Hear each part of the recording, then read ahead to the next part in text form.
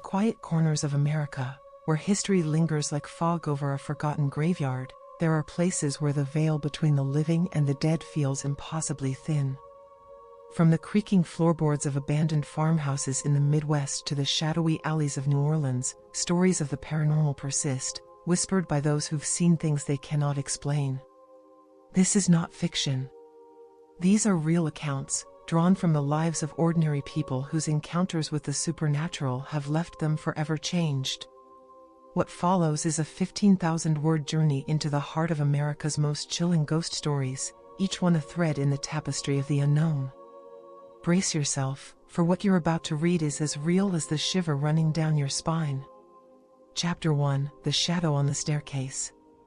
In the small town of Gettysburg, Pennsylvania, where the echoes of the Civil War still resonate, Emily Harper, a 34-year-old schoolteacher, moved into a quaint Victorian home on Baltimore Street in 2018.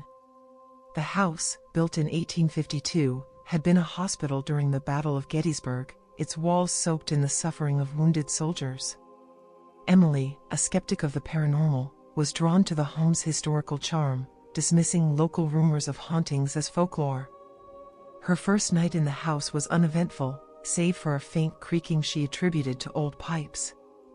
But on the third night, as she climbed the narrow staircase to her bedroom, she felt a sudden chill, as if the air had thickened.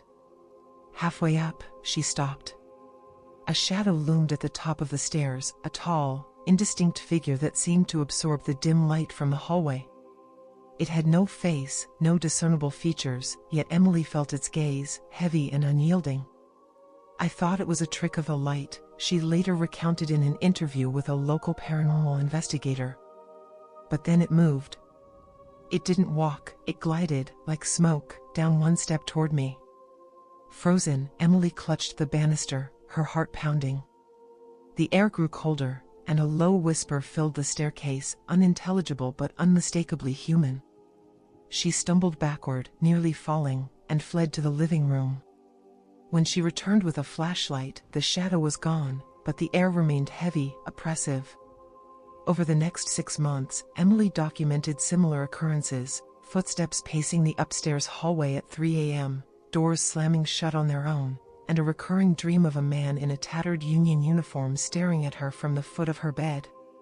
She began researching the house's history and discovered it had been a makeshift morgue after the battle, with bodies stacked in the basement. A local historian confirmed that a soldier named Private James Callahan had died on the staircase, his wounds untreatable. Emily reached out to a paranormal team, who conducted an investigation in 2019. Using EVP, electronic voice phenomenon, equipment, they captured a clear voice saying, "Leave this place." The team's medium claimed to sense a male presence, angry and territorial, tied to the staircase. Emily moved out shortly after, unable to shake the feeling of being watched. The house remains on the market today, its current owners reporting similar disturbances. Gettysburg, with its blood-soaked history, is no stranger to such stories, but Emily's account stands out for its vivid detail and the undeniable evidence captured on audio. Her experience is a stark reminder that some wounds of the past never heal, and some spirits never rest. Chapter 2: The Girl in the Mirror. In rural Alabama, near the town of Selma, a family of 4 moved into a 1920s farmhouse in 2015, hoping for a fresh start after a difficult divorce. The Thompsons, Mark, his second wife Laura, and their 2 children, 12-year-old Sarah and 8-year-old Ethan, were charmed by the sprawling property, despite its state of disrepair. The previous owner, an elderly woman, had warned them about odd feelings in the house but offered no specifics. The first sign of trouble came from Sarah. A quiet, introspective girl, she began spending hours in her bedroom, staring into an antique mirror that hung on the wall. The mirror, with its ornate brass frame, had been left behind by the previous owner. Sarah claimed she saw a girl in the reflection, not herself, but a pale, gaunt figure with dark eyes and a tattered dress. "She doesn't talk," Sarah told her parents. "She just watches me." Mark and Laura dismissed it as an overactive imagination, but Sarah's behavior grew stranger. She stopped eating, became withdrawn, and started drawing pictures of a girl with no mouth. One night, Laura woke to find Sarah standing in front of the mirror, whispering to it. When Laura asked what she was doing, Sarah replied, "She says her name is Abigail. She says she's lonely." Laura, unnerved, removed the mirror from Sarah's room and stored it in the attic. But the disturbances didn't stop. Ethan began waking up screaming, claiming a girl was standing at the foot of his bed. Objects in the house, keys, books, even a heavy iron skillet, would move inexplicably, often found in front of the attic door. Laura, a devout Christian, began to suspect something malevolent. The family contacted a local pastor, who performed a blessing on the house. During the ritual, the attic door slammed shut so violently it cracked the frame. The pastor, shaken, recommended they research the property's history. Mark discovered that in 1932, a 10-year-old girl named Abigail Foster had died in the house under mysterious circumstances, her death certificate listing unknown causes. Neighbors whispered that Abigail's mother, grieving and unstable, had locked her in the attic during a mental breakdown, where she starved. The Thompsons hired a paranormal investigator, who used a spirit box, a device that scans radio frequencies to capture potential spirit voices. During the session, a child's voice came through clearly, saying, "Don't leave me." The investigator also captured an image of a small, shadowy figure in the attic, standing near the spot where the mirror had been stored. Unable to cope, the Thompsons moved out in 2016, leaving the mirror behind. The house has since been abandoned, but locals report seeing lights flickering in the attic at night. Sarah, now in her 20s, still refuses to look into mirrors, claiming she sometimes sees Abigail's face staring back. Chapter 3: The Phantom Hitchhiker of Route 66. Route 66, the iconic American highway stretching from Chicago to Santa Monica, is steeped in legend. Among its many tales is the story of the Phantom Hitchhiker, a recurring apparition reported by drivers in the desolate stretch between Amarillo, Texas, and Tucumcari, New Mexico. The most detailed account comes from Daniel Ruiz, a truck driver from Oklahoma, who encountered the entity in 2020. Daniel was hauling freight late at night, his radio crackling with static as he navigated the empty road. Around 2 a.m., he spotted a figure standing by the roadside, illuminated by his headlights. It was a young woman in a white dress, her hair disheveled, her arm outstretched as if signaling for a ride. Thinking she was stranded, Daniel slowed his rig and rolled down his window. She looked normal at first, he later told a paranormal podcast. But her eyes, they were just black, like voids. And she didn't blink. Against his better judgment, Daniel offered her a ride. She climbed into the passenger seat without a word, her movements stiff and unnatural. The cab grew cold, and the radio cut out completely. Daniel asked her name, but she only stared ahead, her lips pressed into a thin line. Uneasy, he tried to make conversation, but the air felt heavy, oppressive. After a few miles, he glanced at her, and she was gone. The seat was empty, the door still locked. Panicked, Daniel pulled over and searched the cab, finding nothing but a faint smell of lavender. He drove on, shaken, and reported the incident to a diner in Tucumcari, where locals nodded knowingly. They told him of the lady in white, a spirit said to be a woman named Clara who died in a car accident on that stretch of Route 66 in 1957. She had been on her way to meet her fiancé when her car veered off the road, killing her instantly. Since then, drivers have reported picking her up, only for her to vanish from their vehicles. Daniel's story isn't unique. Dozens of accounts, dating back decades, describe a similar figure, a woman in white, silent and eerie, who disappears without a trace. Some drivers report hearing a faint scream as she vanishes, others a whisper of "I'm sorry." In 2021, a paranormal team investigated the stretch of road, using thermal cameras and EMF detectors. They recorded unexplained temperature drops and captured a fleeting image of a female figure standing by the highway, her form dissipating into the night. The Phantom Hitchhiker remains one of Route 66's enduring mysteries, a reminder that some souls are forever bound to the roads they traveled in life. Chapter 4: The Crying Child of the Bell Witch Cave. In Adams, Tennessee, the Bell Witch Cave is one of America's most infamous paranormal sites, tied to the legend of the Bell Witch, a malevolent entity that tormented the Bell family in the early 19th century. While the original Bell farm is gone, the nearby cave is said to be a focal point for the entity's lingering presence. In 2017, a group of college students from Nashville visited the cave, seeking thrills. What they found was far more terrifying than they expected. The group, consisting of Mia, Jake, Tyler, and Rachel, entered the cave with a local guide, who warned them not to stray from the designated path. The cave, a labyrinth of narrow passages and jagged rocks, felt claustrophobic, the air damp and heavy. As they ventured deeper, Mia, a photography major, began taking pictures. In one photo, she noticed a faint, childlike figure in the background, a small boy in old-fashioned clothing, his face blurred. "I thought it was a glitch," Mia said in a later interview. "But then we heard it, a child crying, like he was in pain. It was coming from deeper in the cave."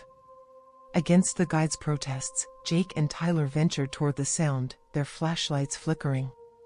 The crying grew louder, more desperate, until it abruptly stopped.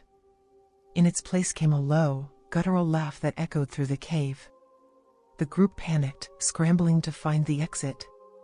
As they fled, Rachel felt something tug at her jacket, as if trying to pull her back. When they emerged, the guide noticed scratches on Rachel's arm, 3 parallel lines, deep in red. The students later learned of the cave's history. In the 1820s, the Bell Witch, a spirit named Kate, according to legend, had tormented the Bell family, particularly their daughter Betsy. Some accounts claim Kate was responsible for the death of a young boy, a neighbor's child who wandered into the cave and was never seen again. Modern visitors report hearing a child's cries, seeing shadowy figures, or feeling an oppressive presence that seems to feed on fear. The students' photos were analyzed by a paranormal researcher, who noted that the childlike figure appeared in multiple shots, always in the same corner of the cave. An EVP session conducted later by a different team captured a faint voice saying, "Help me." The Bell Witch Cave remains a magnet for paranormal enthusiasts, but locals warn that some who enter never feel the same again. Chapter 5: The Haunted Asylum of West Virginia. The Trans-Allegheny Lunatic Asylum in Weston, West Virginia, is a sprawling, Gothic structure that housed thousands of patients from 1864 to 1994. Its history is marred by overcrowding, inhumane treatments, and countless deaths. Today, it's a hotspot for paranormal tourism, but one incident in 2022 stands out as particularly chilling. Jessica Carter, a 28-year-old nurse from Pittsburgh, joined a nighttime ghost tour with friends. The group was led through the asylum's crumbling wards, where rusted gurneys and peeling paint told stories of suffering. In the children's ward, Jessica felt a sudden pressure on her chest, as if someone were sitting on her. She brushed it off, but as the group moved to the lobotomy wing, she heard a faint giggle behind her. "I turned around, and there was nothing," she later told a local news outlet. "But I felt it, something brushed my hand, like tiny fingers." The tour guide, accustomed to such claims, suggested they use a spirit box. The device crackled, then produced a clear voice, "Stay with us." The group froze as the temperature in the room dropped 10 degrees. One of Jessica's friends, Mike, began to feel ill, his face pale. He later said he saw a small girl in a hospital gown standing in the corner, her eyes hollow. The group's photos from that night showed orbs, bright, circular anomalies that paranormal experts associate with spiritual energy. A follow-up investigation by a professional team captured footsteps echoing in an empty hallway and a shadow moving across a wall. Historical records revealed that the children's ward was notorious for neglect, with many young patients dying of malnutrition or untreated illnesses. Jessica hasn't returned to the asylum, but she keeps a photo from that night, a faint outline of a child's face in a window, visible only when the image is brightened. The Trans-Allegheny Asylum continues to draw visitors, but stories like Jessica's remind us that some places hold on to their pain long after the living have left. Chapter 6: The Watcher in the Woods. In the dense forests of Oregon's Mount Hood National Forest, a hiker named Ryan Kessler vanished for 3 days in 2019. When he was found, disoriented but unharmed, he told a story that baffled rescuers and sparked a wave of paranormal speculation. Ryan, an experienced outdoorsman, had been hiking a familiar trail when he noticed an unusual silence: no birds, no wind, just an eerie stillness. As dusk fell, he felt watched, the sensation growing stronger with each step. He set up camp, but around midnight, he heard whispers outside his tent, soft, indistinct voices that seemed to circle him. Peering out, he saw nothing but darkness. The next morning, Ryan found strange markings around his campsite, small, bare footprints in a perfect circle. He packed up, intending to head back, but his compass spun wildly, and his GPS failed. For 2 days, he wandered, hearing the whispers grow louder, more insistent. On the 3rd day, he saw it, a tall, gaunt figure standing among the trees, its face obscured by shadow. It didn't move, but Ryan felt an overwhelming urge to follow it. "I don't know why I did it," he later told park rangers. "It was like I wasn't in control." The figure led him to a clearing, where he found a stream he recognized. The moment he stepped into the clearing, the figure vanished, and his compass began working again. Rescuers found him hours later, dehydrated but alive. Ryan's photos from the trip showed nothing unusual, but a local paranormal group investigated the area and recorded unexplained EMF spikes and a faint voice saying, "Lost." The forest has a history of strange occurrences, with Native American tribes warning of spirits that guide, or mislead, travelers. Ryan's story aligns with others who've reported seeing a watcher in the woods, a presence that seems to toy with those who stray too far. He hasn't returned to Mount Hood, and he now carries a protective charm, unwilling to tempt fate again. Chapter 7: The Ghost Ship of the Great Lakes. Lake Superior, the largest of the Great Lakes, is known for its treacherous waters and the wrecks of countless ships. Among its legends is the story of the SS Bannockburn, a freighter that vanished in 1902 with all 20 crew members. In 2023, a group of recreational divers exploring the lake near Al Royale encountered something they can't explain. Led by Captain Tom Erickson, the divers were searching for uncharted wrecks when their sonar picked up an anomaly, a large, ship-like structure in 300 feet of water. As they descended, visibility was poor, but they glimpsed a vessel's outline, its hull intact. "It looked like it had sunk yesterday," Tom said in a documentary interview.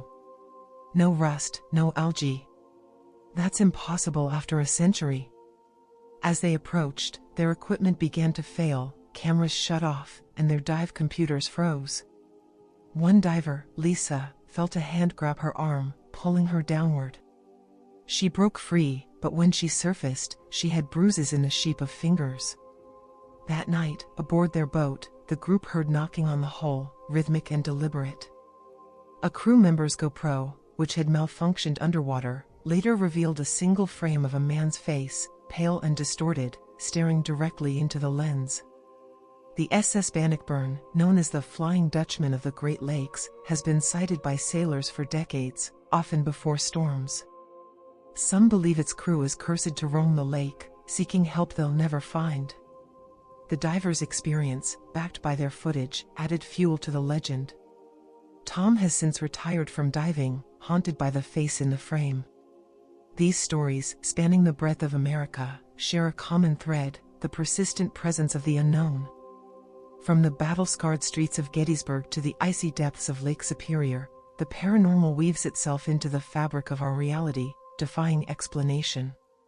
These are not tales of fiction but accounts from real people, teachers, hikers, divers, whose lives were altered by forces beyond comprehension. The evidence, from EVPs to photographs, suggests something lingers beyond what we can see, touch, or understand. What do these encounters mean?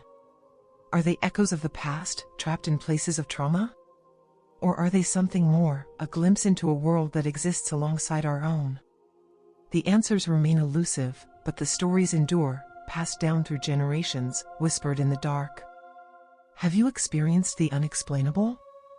A shadow in the corner of your eye, a voice in the silence, a touch when no one was there? Share your story with us. Your account could be featured in our next documentary, shedding light on the mysteries that surround us. Don't let fear silence you. Join the conversation and explore the unknown with us. For more chilling tales and to connect with others who've seen beyond the veil,